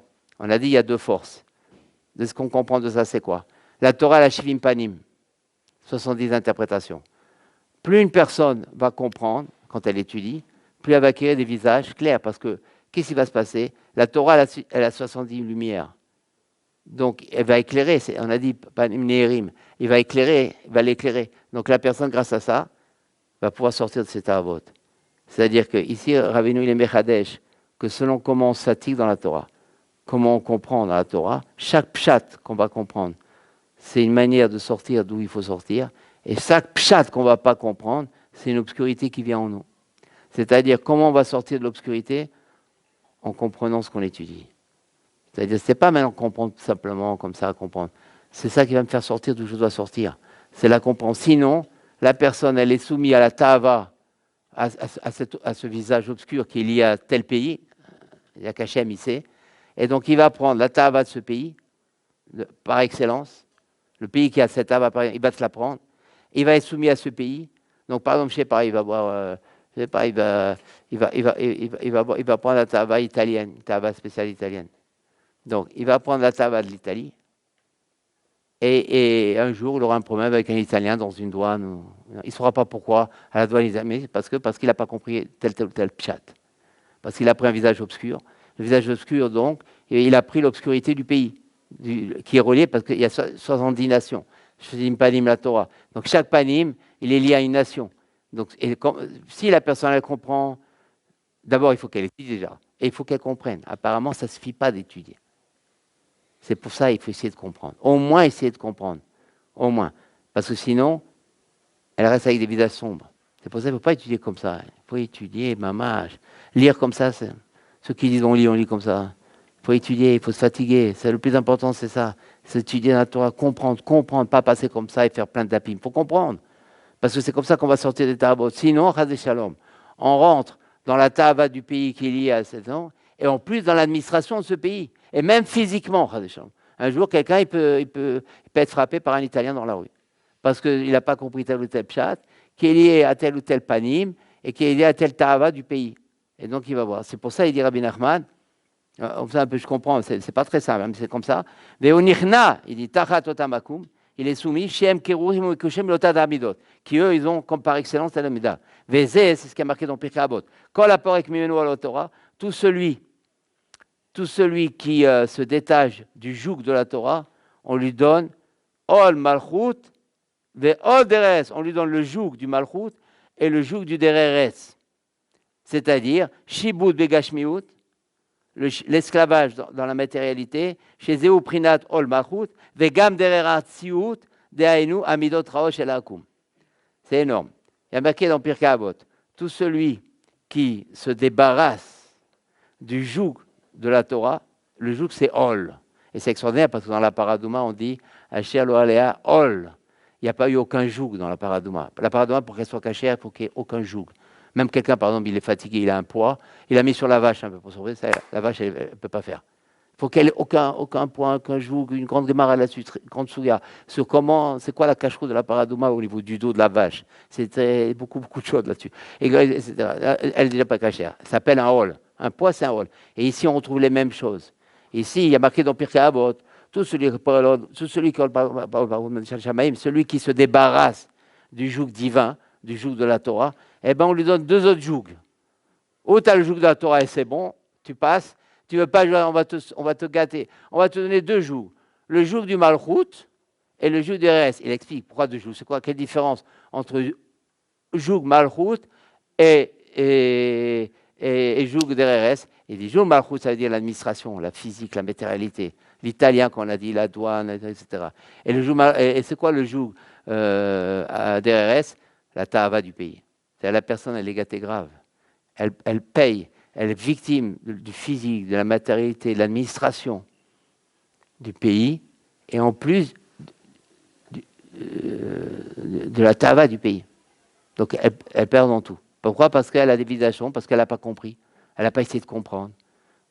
Elle est passée là-dessus. Elle n'a pas fait vraiment d'élanguissement. Il faut comprendre. De toute façon, il faut comprendre. Même l'élanguissement, c'est temporaire. Il faut finalement pas comprendre. Au moins, il faut comprendre. C'est pour ça qu'il faut étudier. C'est pour ça qu'il faut beaucoup étudier. Et c'est pour ça qu'il faut étudier avec des personnes qui savent étudier. Comme ça, on comprend et peu à peu, après on apprend. Il faut apprendre bien le pshat. Qu'est-ce que ça veut dire déjà? Ça rigole pas. Ça rigole pas. Il faut prendre au sérieux les choses. Ça rigole pas. Chaque minute, c'est 1 minute. Chaque minute, c'est 1 minute. Et après, c'est pas ça. C'est qu'on sort après peu des ta'avot. Les personnes, ils disent, comment on peut sortir des ta'avot? C'est trop dur, on peut plus. Déjà, on a donné un grand conseil mardi. On a donné un grand conseil. On a dit, on se force dans les choses qui sont dures pour nous. Alors, ça nous permet d'enlever les big letoim. On n'a pas dit comme ça, des habits sales. Ça met des habits sales. Mais maintenant, le grand conseil, c'est quoi le grand conseil? Étudier pour comprendre, afin de pouvoir se purifier et sortir d'où on doit sortir. La personne doit, on a dit, pour que le tzaddik nous enlève le big letoim, mais pour ça, il faut comprendre. Ça ne suffit pas d'étudier. Il faut comprendre. Il faut prendre au sérieux l'étude. Il faut prendre au sérieux l'étude. Il faut prendre très au sérieux l'étude. Chaque heure, c'est une heure. Il faut voler. Il faut prendre. Rabbi Nachman, dans un écoute Moran, dit on vole. On ne peut pas, on travaille. C'est pas grave, vole. Dès que tu as une heure, vole. Hachem, il voit, tu as volé l'étude. C'est le seul vol que Dieu il veut. On vole. Il faut voler l'étude. On peut voler une heure, on ne peut pas. Comme ça, chaque chose, il faut essayer de voler. Sans tomber dans l'angoisse, au contraire. Et c'est ça, DRS. Qui par le fait que la personne maintenant, elle enlève le joug de la Torah, elle laisse la Torah, elle ne prend pas au sérieux la Torah, même si elle prend au sérieux, mais elle n'étudie pas, ou même si elle étudie, c'est pas important qu'elle comprenne pas. Ouais, j'étudie, je comprends. Ah, j'ai pas compris. Non, t'as pas compris, il faut demander, il faut te forcer, il faut prier, il faut lire les télim. Pas comme ça, t'es venu pour comprendre. Un juif, il est venu pour comprendre. Il ne faut pas écouter les gens qui disent, voilà, important, tu lis, Betmimout. Pas Tmimout. La Tmimout, c'est de comprendre. C'est la fausse Tmimout. Il ne faut pas écouter ça, c'est faux. Il faut contraindre ça. Et des prinat, parce qu'il y a la dette, Torah, chez prinat, parce que si jamais il ne fait pas ça, et après, il y a les 70 visages, obscurs qui tombent sur lui. Abé Veshem, Ashibud, Amidot Raot. Deux choses. Le Malchut, et l'artiout, le malchut, c'est-à-dire la matière, le physique et au même temps. Chez eux, prinam malchut RS. Comme ça. Alors, aval, il dit, on va aller vite. Quand la mekabel à la Torah, celui maintenant qui reçoit le joug de la Torah. Mais averi memeno on malchut ol RS. Celui qui maintenant il prend la Torah au sérieux et qui l'étudie pour comprendre, qui se fatigue pour comprendre, c'est ça qui vraiment pour comprendre. Et comme on a dit, la largesse d'esprit, on l'a dans le Beth Midrash du Tzaddik. Ça, il faut mettre ça dedans maintenant, dans ce l'écoute Moran. C'est ça, c'est là-dessus que ça parle, Rabbeinu. C'est sûr que ça, puisque Rabbi Nathan, il a le roi Kodesh de Rabbeinu. Donc c'est ça, c'est ça que ça parle ici. Même le côté moral, il faut l'utiliser après Rabbi Nathan. Youn, ça veut dire il comprend. Ça, il comprend, au moins il comprend. Il saura maintenant le répéter à quelqu'un. Il dit, voilà, tu sais pourquoi il a dit ça, il a posé la question, la réponse. Il comprend, et la Chormat Torah, parce qu'on a dit, il y a les lettres et le Sechel. Chez eux, Prinatal Pinérin, ça s'appelle les visages clairs. Comme il y a marqué, pourquoi quel rapport avec le visage? Parce qu'il y a marqué Chormat Adam, Taïa Panav. Quand il y a la Chorma, ça éclaire le visage. On enlève le hol d'RRS, ça veut dire on enlève les ta'avot. Grâce à ça, on enlève tout ce qui est administratif, il a des miracles, il est plus il est plus dans le peloton. Il a une autre physique. Il est au-dessus de la physique. Et deuxièmement, il commence à se travailler, il commence à progresser dans les ta'avot. Il commence, Hachem l'éclaire dans ça, il éclaire dans ça, il lui montre que c'est grave ça, après il commence à comprendre mieux. Ça vient par progression, même lui il vient par progression, c'est pas, il n'est pas né de sadique. Et peu à peu, après il commence à dire, qui nidvatemeno ashibud atavot amidotraot shelem. Donc il sort des ta'avot, des goïms, puisque il ne peut plus boire de lui. Parce qu'il buvait de lui parce qu'il ne comprenait pas la Torah. Mais dès qu'il comprend la Torah, il ne peut plus boire de lui, ils ne sont plus honnêtes. Chez Prinat Pinérim, il ne peut plus boire. C'est un Prinat Pinérim, il y a des Mekabel à la Torah, chez Prinat Pinérim. Qui n'est pas téméno à chez un Prinat Pinérim, il y a des Mekabel à la Torah, chez Prinat Pinérim al Canal. Qui, quand le Malchad Amasik Bessirlo, tout ce qu'un homme y comprend dans la Torah, au Prinat al Pinérim. Dès qu'il y a compréhension, un pshat, quoi que ce soit, j'ai compris. Il a lu un verset, il a lu un Chumash, il a lu du Nar, il a lu une Basouk, il a lu une Mishnah, quelque chose, il a lu un Rambam, il a compris. Il ne sait pas ce qu'il gagne à chaque compréhension. Quand le Mashiach, et tout ce qu'il n'est pas massif, mais tout ce qu'il ne comprend pas, même s'il a lu, mais il ne comprend pas, alors il a un visage sombre. Le non-juif, la nation va boire de lui, et Radesham commence tous les problèmes. C'est pas simple de ne pas comprendre. On dit toujours c'est compliqué de comprendre, mais c'est aussi pas simple de ne pas comprendre. C'est pas simple de ne pas comprendre, parce qu'après ils tombent dans ça. Vous voyez, ça c'est vous voyez, un exemple de que le tzaddik, il connaît la grandeur de Dieu. Et il sait que quand on se fatigue pour comprendre, eh ben on enlève les tavotes. Voilà. L'esprit il est complètement large. La personne va étudier autrement, une motivation différente. Elle va mieux comprendre. Et tout ça, on est dans une autre physique. Ça, c'est le bêta midrash du tzaddik. Au prinat binebe. Uma shen omasi, au prinat apir hashurim. Ve'alken kache zorei le'ayen betorah. Quand une personne a le mérite d'approfondir la Torah, ah, chez Masik, Rochmat Torah, jusqu'à ce qu'il arrive à comprendre Rochmat Torah, Shazai ou Prinat la Pinérin, donc il rentre dans les visages clairs, Azenichnanim Amidot Atabot Shelakum, tous les défauts d'égoïm, ils tombent, il les a plus sur lui. Chéné Achadim, Prinat Pirashurim, Bezé ou Prinat, Yesek Voulot, Amim, les Mispar Israël. Le problème, c'est que on n'aura pas tellement le temps.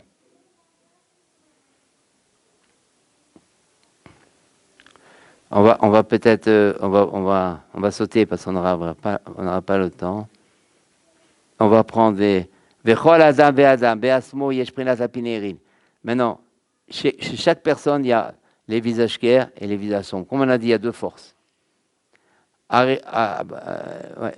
Chez un Prinat Kedushat Am Kadosh, ceux qui ont bien, Arirukim et Shorsham Mikol Adam qui sont loin des tabots. Veyesh Bo Achizat Shivim Akum.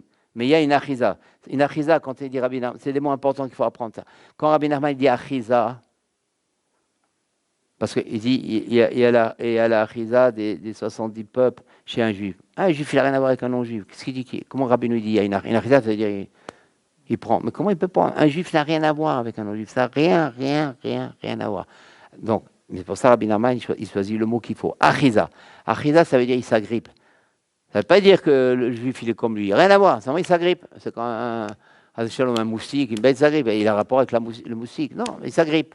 Donc maintenant, les midot traot, les ta'abot s'agrippent chez lui. Ils veulent le prendre. Alors, il dit Rabbi Nachman, c'est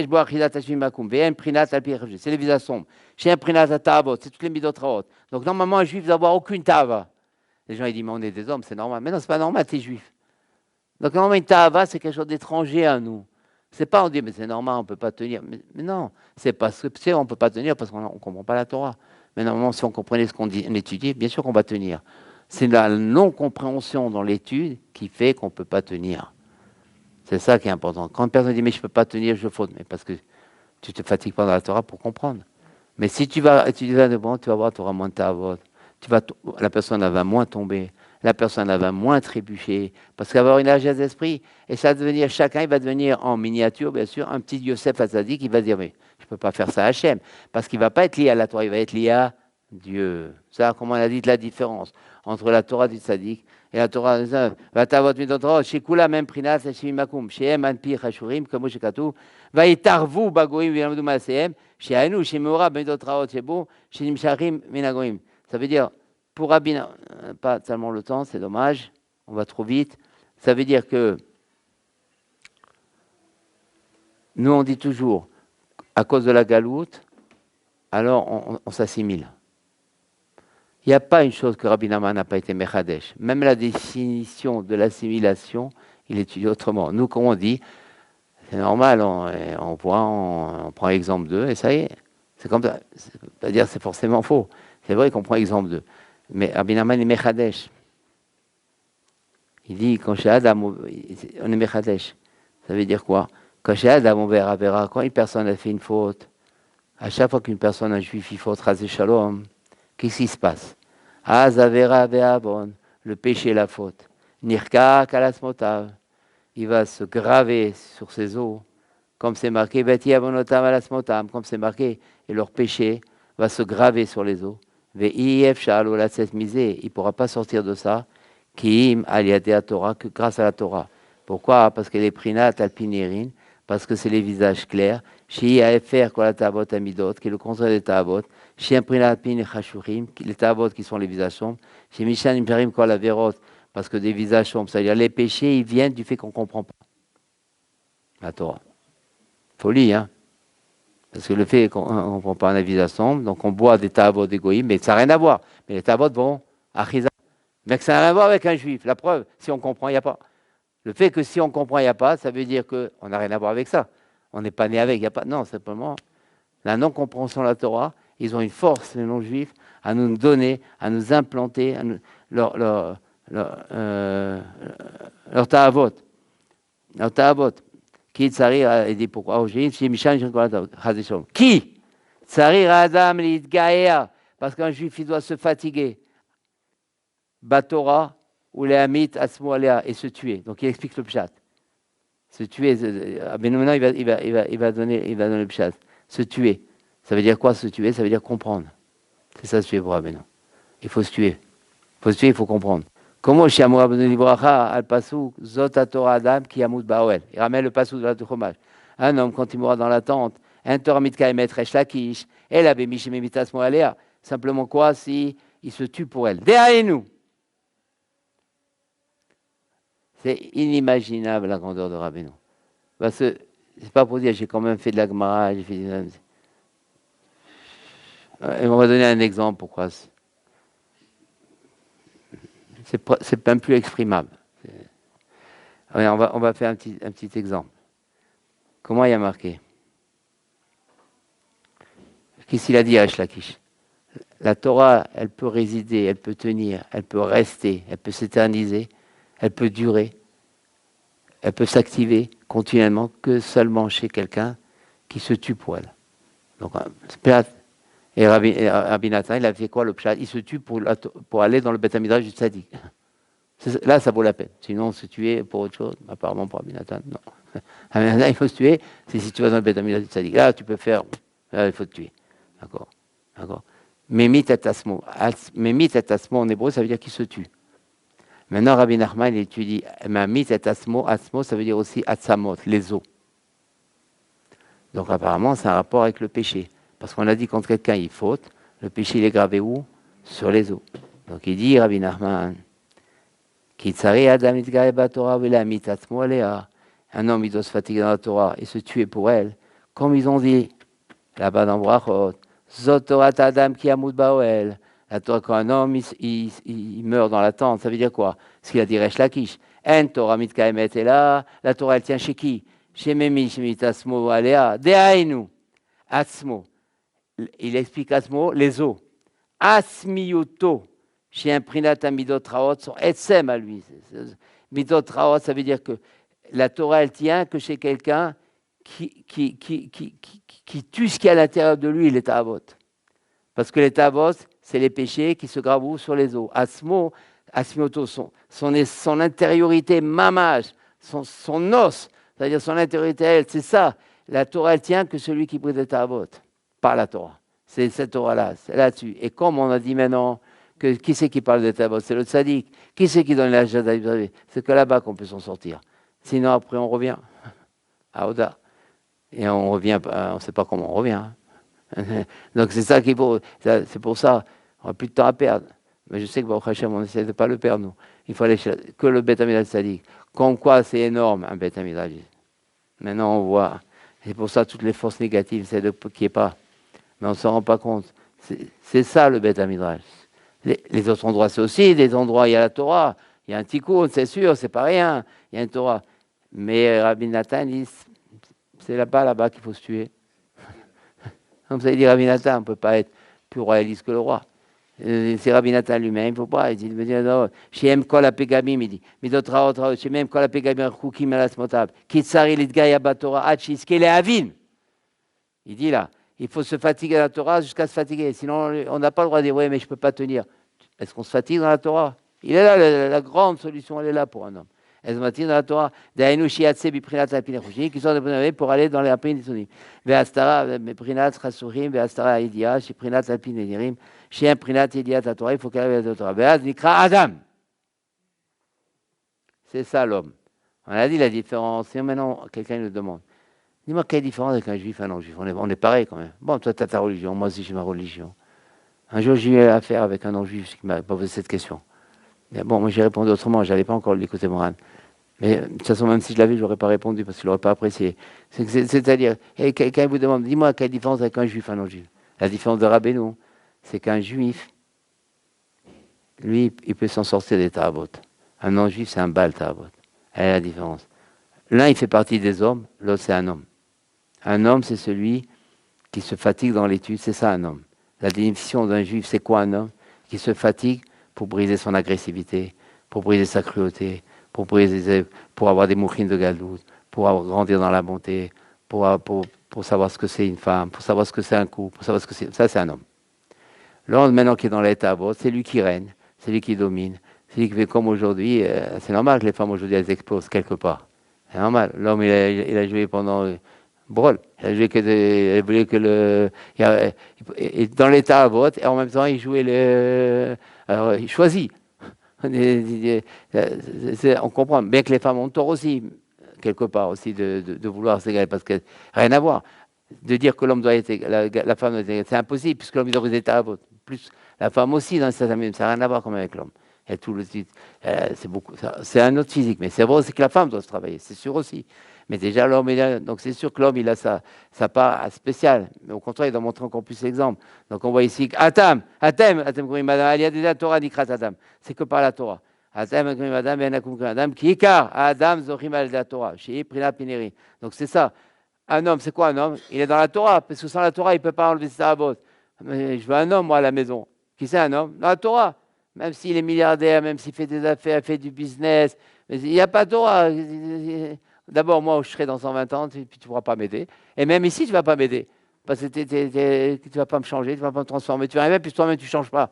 Même si tu amènes de l'argent, même, ça ne me porte pas toi, moi. Moi, je veux quelqu'un qui me change. Ça, c'est les vraies paroles. Ça, c'est le vrai dialogue. Et pour ça, il faut qu'il soit dans la Torah. Amen et Amen. On ne peut pas continuer. Il est trop tard.